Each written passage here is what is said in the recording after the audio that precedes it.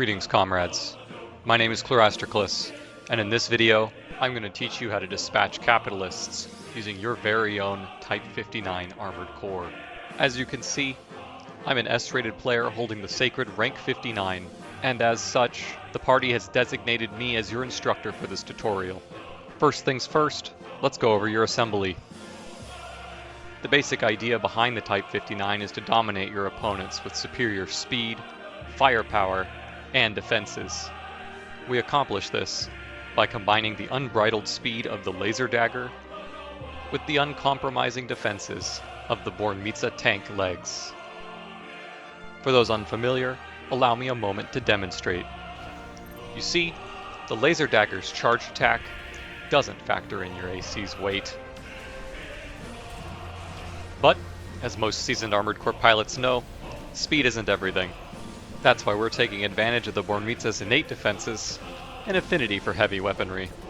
In combination with the hit stun on the laser dagger's charge attack, and its stagger punish combo, this makes the Type 59 nearly unbeatable in close quarters combat.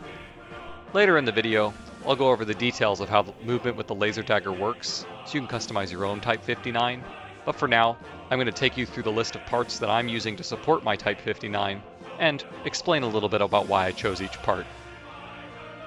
First off, for the right arm weapon, we're using the Schwenge. This is a heavy party-approved bazooka which gives us consistent bursts of firepower. If you're familiar with my other videos, you might be wondering why I'm not using a Majestic in this slot instead. It really just comes down to the reload time here.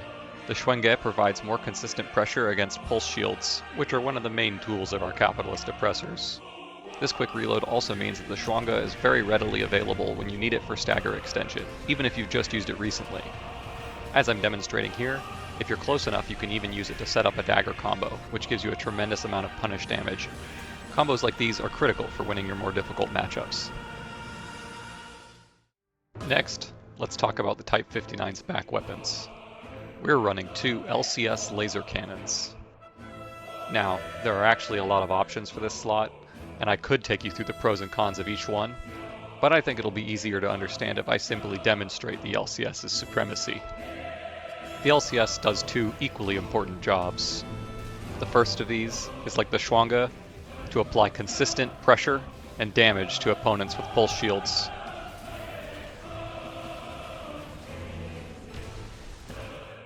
The other is to use the LCS's charged attack to apply reliable bursts of damage against opponents who are more difficult to keep up with.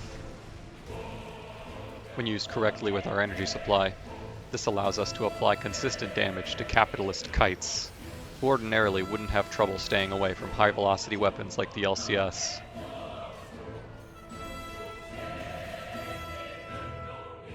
The next most important part to talk about for the Type 59 Armored Corps is the core. The Type 59 uses the party-approved Basho. This core has one of the highest booster efficiency adjustments in the game, while still preserving reasonable defensive stats. While switching to the Knockfire would come with the benefit of greater generator supply adjustment, the defensive sacrifice is too great. The booster supply adjustment is what we're really after here. The mobility supplied by the dagger works by using our quick boost to cancel the charge attack of the dagger.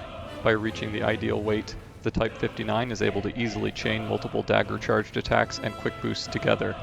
This ingenious piece of party engineering influences the rest of our part decisions. Let's get back to the garage to explain. The weight you're aiming for with the Type 59 is 109,570. This gives you a quick boost reload time which roughly matches the charged dagger attack's cooldown. The rest of the Type 59's parts are chosen with this value in mind. The NGI, for instance, is chosen out of personal preference. You can try whatever generator you'd like as long as you mind your weight.